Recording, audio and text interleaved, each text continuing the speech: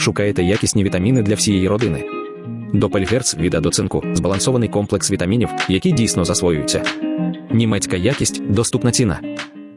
Далекобійні дрони не закінчаться ніколи. Безпечних місць для московитів майже не залишилось. Невідомий безпілотник вдарив по Череповецькому металургійному комбінату «Сєвєрсталь». Найкоротша дистанція від Череповця до кордону з Україною перевищує 800 кілометрів. Ворог визнає приліт, але запевняє, що підприємство і надалі працює в штатному режимі. Так само штатний режим у російській Казані. Тут запалали казарми танкового училища. Напевно, це так окупанти тренуються горіти в панцерниках ще до появи на українській передовій. А чи з'являться на українському фронті війська НАТО? Президент Франції несподівано для всіх розпочав дискусію з країнами Європи і, вочевидь, не планує припиняти це обговорення. У четвер, 7 березня, зустрівся з лідерами французьких партій. Заявив їм, що Париж не має ніяких обмежень щодо підтримки України. Київ повинен отримати усе, що потрібно для оборони. Адже у разі поразки України наступні військові програші загрожуватимуть і Франції безпосередньо, і усій Європі.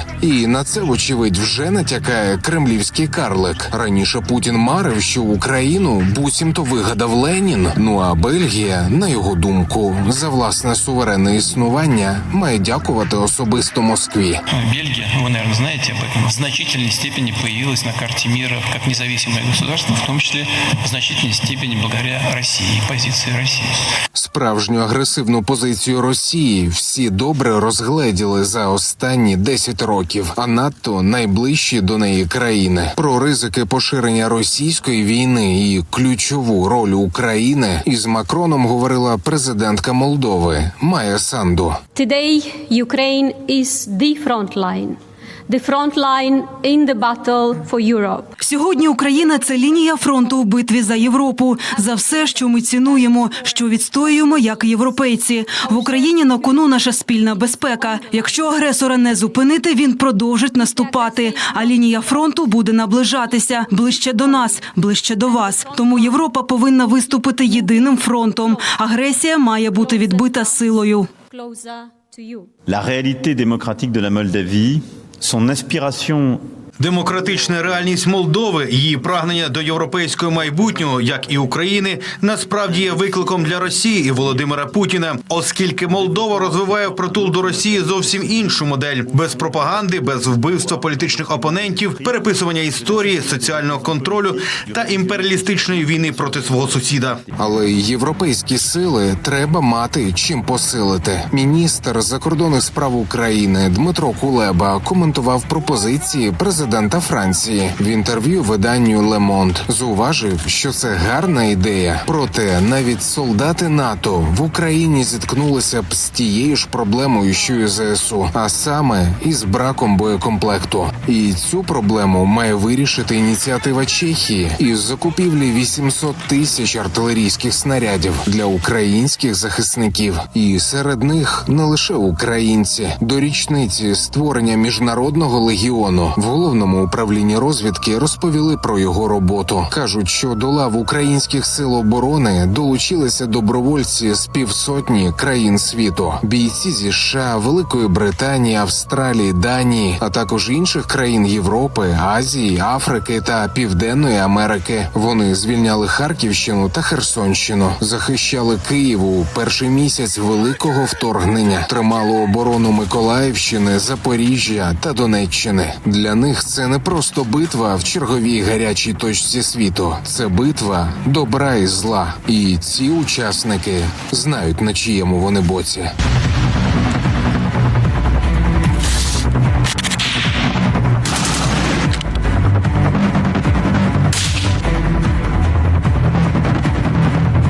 Олексій Пасак, 5 канал. Ну і детальніше про те, як після війни у джунглях на війні у степах України. У лавах Збройних сил більше добровольців з Латинської Америки, а надто з Колумбії. Колумбійська армія друга за величиною на континенті, і її бійці найкраще екіпіровані та навчені, оскільки десятиліттями ведуть війну із бойовиками. Зараз сотні колумбійських ветеранів стоять на захисті України.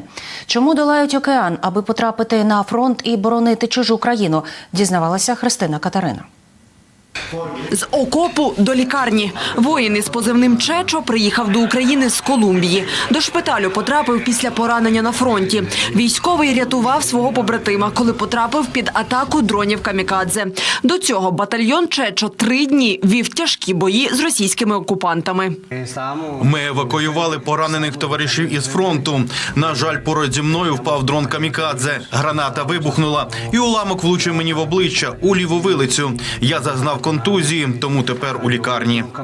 Окрім турботливого персоналу лікарні, про «Чечо» дбають й українські діти. Як подяку за захист, воїну передали зроблені власноруч подарунки – ляльку-мотанку і листівку. «Чечо» 32. Він професійний військовий родом із міста Медельїн. Окрім нього, лікування у шпиталі проходять ще понад півсотні колумбійських добровольців, які стали на захист України. Усі вони подолали понад 10 тисяч кілометрів, щоб приєднатися до Сил оборони України. Хочу, щоб усі люди були рівними, щоб не було так, що хтось вищий за інших. Ми всі рівні в очах Бога. І ми хочемо, щоб наші українські брати мали таку ж свободу, яку ми маємо в будь-якій іншій частині світу і яку маємо в Колумбії.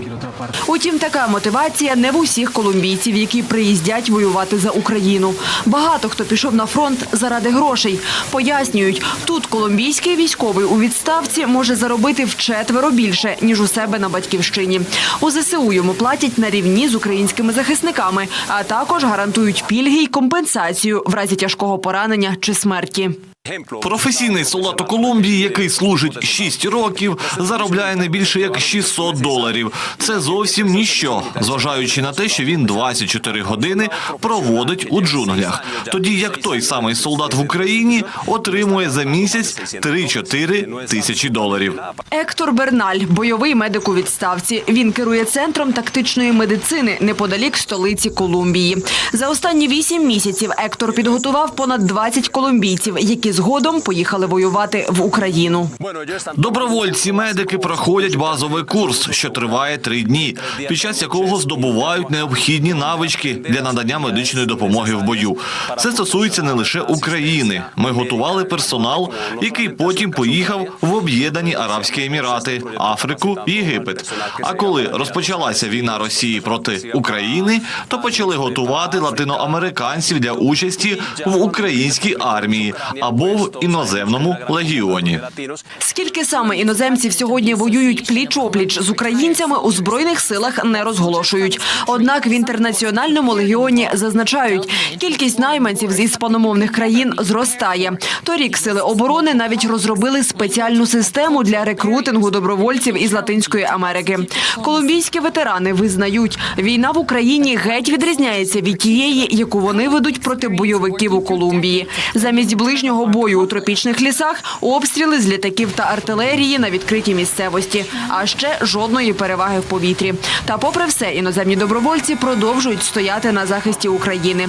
Після 3 тижнів у шпиталі Чечо та його колумбійські побратими повернулися на фронт, аби давати відсіч російським загарбникам. Христина Катерина, 5 канал. Європа має усвідомити нову реальність. Епоха миру скінчилася. Із таким посланням у промові виступив прем'єр Польщі Дональд Туск і додав: «Ми живемо у передвоєнну добу».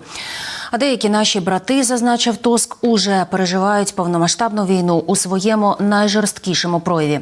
Туск виступав на з'їзді Європейської народної партії у столиці Румунії. Голова польського уряду наголосив, що масштабна війна знову можлива і потрібно думати та діяти відповідно до нових реалій. І діяти рішуче та не боятися брати на себе відповідальність. Адже європейська спільнота має усе для протистояння російській агресії. Нова посада для колишнього головкома. Валерій Залужний може стати новим послом України у Великій Британії.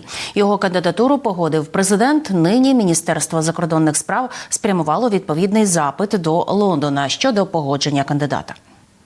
Погодив і кандидатуру посла нашої держави у Великій Британії. Генерал Валерій Залужний говорив мені саме про такий напрямок для себе – дипломатичний. Міністерство закордонних справ України направило відповідний запит на Агреман. Наше союзництво з Британією має тільки зміцнюватись. Нагадаю, з посади головнокомандувача ЗСУ Валерія Залужного звільнили 8 лютого.